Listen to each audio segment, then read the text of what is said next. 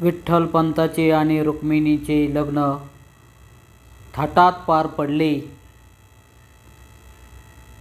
विठ्ठलपंत मोहमायेच्या नदीत दाखल झाले होते.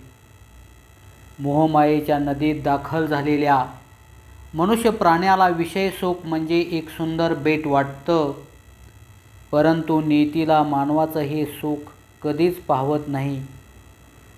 आज विठ्ठलपंत सुद्धा संसार आश्रमात दाखल होऊन त्याच विषय सुखाच्या बेटाकडे आकर्षित झाले होते. एका रात्री विठ्ठलपंत स्वप्नात उठून बसले. समोर पाहतात तो एक दिव्य ज्योत. विठ्ठलपंतांनी त्या दिव्य ज्योतीकडे पाहिले आणि पाहिल्यानंतर त्या ज्योतीला उद्देशून म्हटले की कोण आहात आपण. त्यावेळेस अतिशय सुंदर त्या ठिकाणी उत्तर त्यांना मिळाले, सत्यम शिवम सुंदरम. जे सर्व सत्य आहे तेच शिव आहे आणि जे शिव आहे तेच सुंदर आहे, अर्थात भगवान परमात्मा ईश्वर. हे प्रभो, माझ्यासाठी काय आज्ञा आहे. विठ्ठलपंत, तुमची तीर्थ यात्रा पूर्ण झालेली आहे असं वाटलं का तुम्हाला. नाही विठ्ठलपंत, तुमची तीर्थयात्रा पूर्ण न करताच संसारात रममान झाला. प्रभो, चूक झाली आमची. ही चूक सुधारण्याची संधी दवडू नका. विठ्ठलपंत, साक्षात भगवंतांना तुमच्या पोटी जन्म घ्यायचा आहे. तीर्थयात्रा पूर्ण करून अलंकापुरीत या. पत्नी रुक्मिणीला घेऊन आपेगावला जा. तुमचे आई बाबा तुमची चातकासारखी वाट पाहत आहेत. उठा, निघा. होय प्रभू. विठ्ठलपंत त्या टायमाला खडबडून जागे झाले. त्यांच्या मनात विचारधारा बरसल्या. काय करत आहोत आपण. ईश्वरानेच आपल्याला लग्न बेडीत अडकवले आणि तेच म्हणत आहेत की तीर्थयात्रा कर. नेमकं काय करायचं. कन्फ्युजेशन झालं. विठ्ठलपंत कन्फ्यूज झाले. नेमकं करायचं काय. मला रुक्मिणीचा विरह सहन होईल का. परंतु विरहामुळेच सुखाची प्राप्ती अनुभवायला मिळत असते.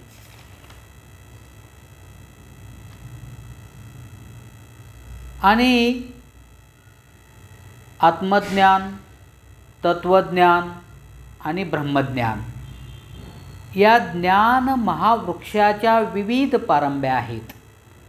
जो मनुष्य या ज्ञान महावृक्षाच्या मुळाचं अंतरप्रेरणेतून रसपान करतो त्याच्याच हातून विश्वकल्याण होऊ शकते. विश्वकल्याणासारखे अलौकिक कार्य करण्याची ओढ श्री विठ्ठलपंतांना लागली होती. म्हणून त्यांनी मनाचा पक्का निर्धार केला आणि तीर्थयात्रा करण्याचे ठरवले. पंढरपूरच्या वाळवंटात अखेर सर्व मंडळी दाखल झाली.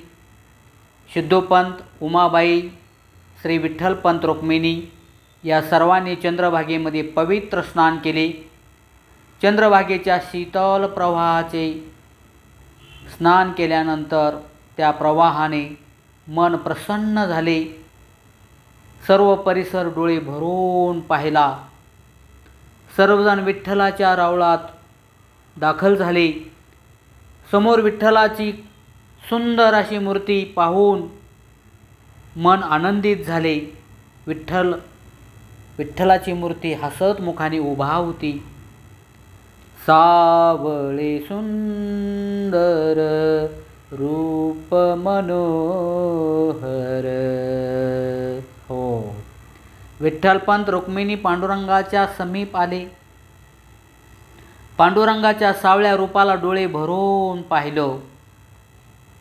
माया, करुणा, आदरभाव, समाधानाचा साक्षात्कार त्यांना झाला होता. संपूर्ण सभामंडप कसा सात्विकतेच्या तांबूस प्रभेनं उजळून निघाला होता ते साजरं रूप पाहत विठ्ठलपंताने विठ्ठलाच्या चरणी तुळशी मंजूळ माळा अर्पण केल्या आणि हात जोडून म्हटलं, हे प्रभू, अनंत ज्योतीच्या ईश्वरा, करुणा करा, दया घणा, मज पामराची भक्ती स्वीकार करा. तुझ्या आशीर्वादाने माझं संपूर्ण कुळ उजळू दे. माझ्या मातापित्यांना दीर्घ आयुष्य लाभू दे.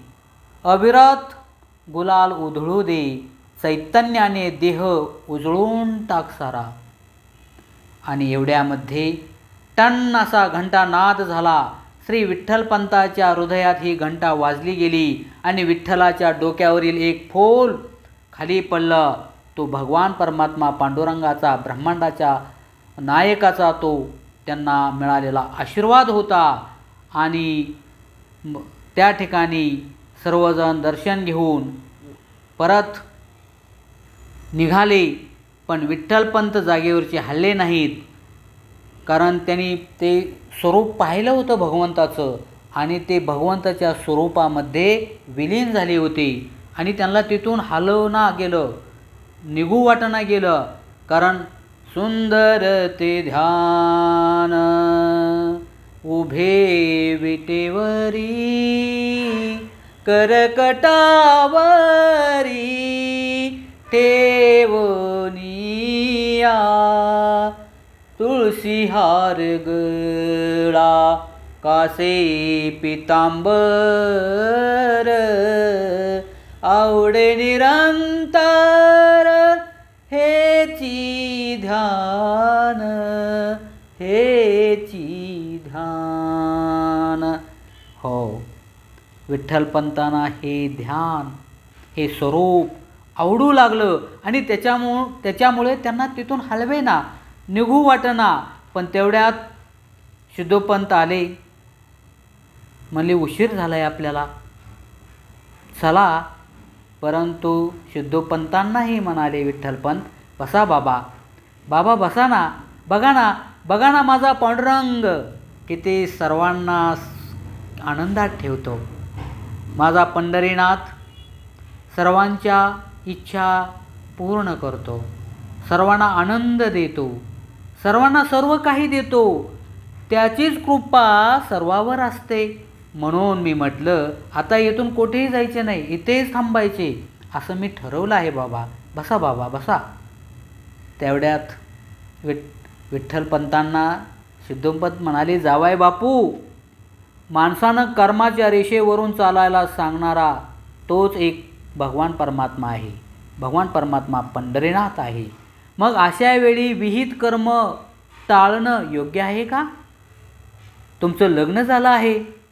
कर्म केल्याशिवाय या जगात कोणालाही सुखानं जगता येत नाही. काय म्हटलं मी?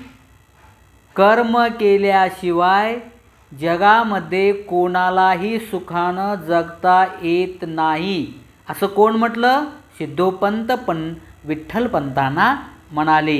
हे आपल्याला सुद्धा लागू पडतंय, लक्षात ठेवा.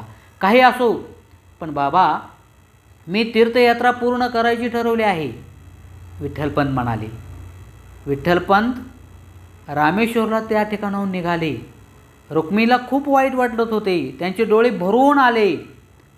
विठ्ठलाचं दर्शन घेऊन सिद्धोपंत, उमाबाई, रुक्मिणी आळंदीला निघाली आणि विठ्ठलपंत मात्र तीर्थयात्रेला गेले, रामेश्वरला गेले. आणि मार्गामध्ये अनेक लोकांना त्यांनी पाहिलं, अनेक लोकांची भेटी झाल्या. त्यांचे विचार, त्यांचे आचार, त्यांची भाषा, त्यांची कर्मकांडे समजून घेतली. आणि ह्या सगळ्या गोष्टींमधून त्यांच्या एक गोष्ट लक्षात आली की या जगामध्ये कोणीही सुखी नाही. मग संसारात असू द्या, परमार्थात असू द्या किंवा कोठेही असू द्या, जो जन्माला येतो त्याला दुःख भोगावंच लागतं.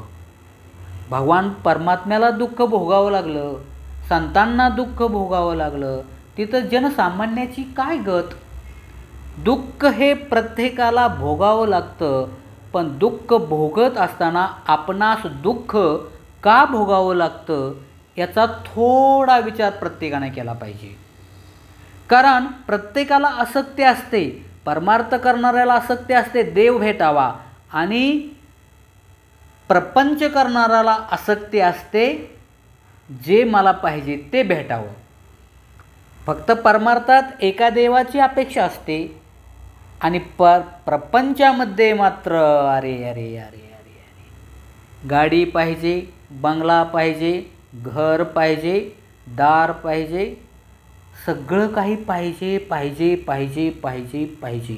आणि ही जी आसक्ती आहे, ही आसक्ती ह्या लोकांची आत्मा बनली आहे, सामान्य लोकांची. आणि त्यातून निर्माण जे होणारं दुःख आहे, ते दुःख ज्यावेळेस सहन होत नाही त्यावेळेसच माणूस काय करतो, भगवंताकडे मागायला जातो.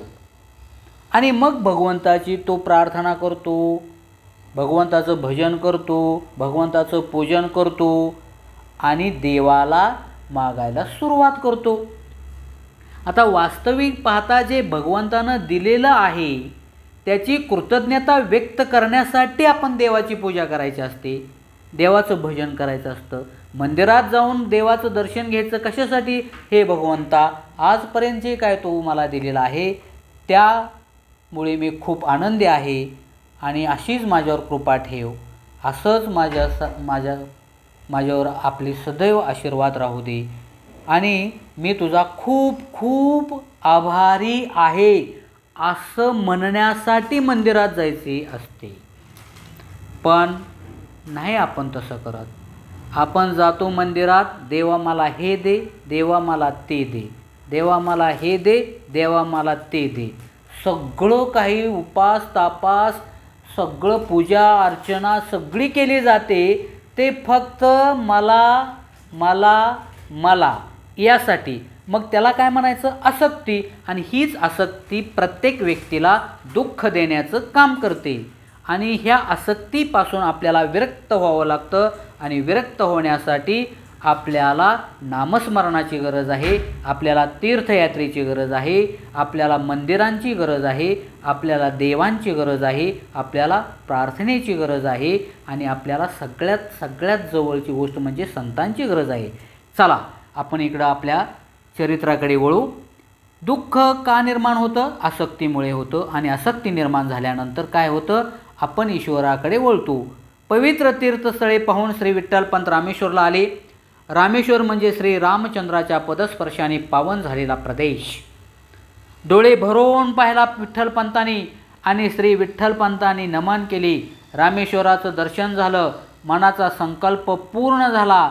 दीर्घ प्रवासात त्यांनी विविध ज्ञानांच्या शाखा अभ्यास करून स्वतःच्या आत्म्याला सुवर्ण अक्षरांच्या अलंकाराने सुशोभित केले होते. नंतर स्वारी प्रसन्न मनाने गोकर्ण महाबळेश्वरला आली. हा दीर्घ प्रवास पायी करावा लागल्याने तब्बल 6 वर्षाचा काळ लोटला गेला होता. कितीतरी ऋतू आले गेले होते आणि मनात एकदम विचार आला, आता रुक्मिणी कशी दिसत असेल, मला ओळखेल का. स्वतःचीच विठ्ठलपंत मधुर हसले आणि हिरवा मोर पिसारा कोणीतरी अंगावरून फिरवत असल्याचा भास झाला. अखेर पांडवगडाच्या खिंडीतून वेळवंडे आणि निरा नद्यांचा प्रदेश पार करून श्री विठ्ठलपंतांची स्वारी आळंदीच्या मायभूमीत उतरली.